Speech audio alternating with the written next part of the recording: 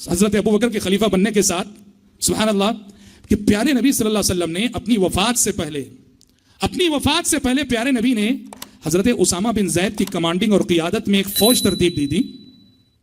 پیارے نبی کے زمانے میں ایک جنگ ہوئی تھی, سریہ موتا اسے کہا جاتا ہے, کرسچنوں سے رومیوں سے ہوئی تھی.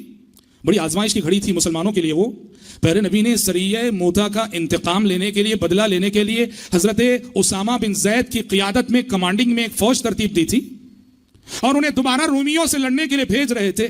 ہوا یہ کہ یہ فوج ابھی نکلی ہی تھی کہ پیارے نبی ادھر بیمار ہو گئے اور آپ کے مرض کی خبر انہیں پہنچی تو وہ فوج جانے سے رک گئی, یہاں تک کہ آپ صلی اللہ علیہ وسلم کی وفات ہو گئی اور آپ نے وفات سے پہلے وصیت کی تھی کہ اسامہ کی فوج کو روانہ کرنا, اسامہ کی فوج کو روانہ کرنا, یہ وصیت آپ نے وفات سے پہلے کی تھی.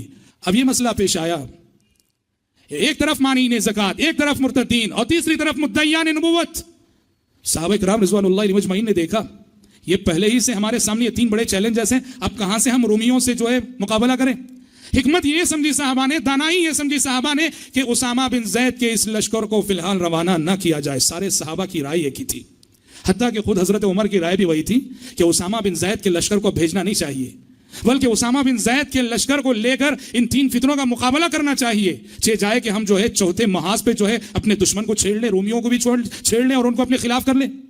سارے صحابہ کی رائے یہی تھی, لیکن ابو بکر صدیق رضی اللہ عنہ کی رائے تھی کہ نہیں, میں اسامہ کی فوج کو, اسامہ کی لشکر کو روانہ کر کے رہوں گا, رومیوں کی جانب بھیج کر رہوں گا. حضرت ابو بکر سے صحابہ بحث کرنے لگے, سمجھانے لگے, کہا کہ ابو بکر حالات کی نزاکت کو سمجھیے, کتنے بڑے چیلنجز ہمارے سامنے ہیں, یہ فوج اگر ہمارے ساتھ رہے گی ان چیلنجز کا مقابلہ کرنے میں کتنی بڑی مدد ہمیں ملے گی.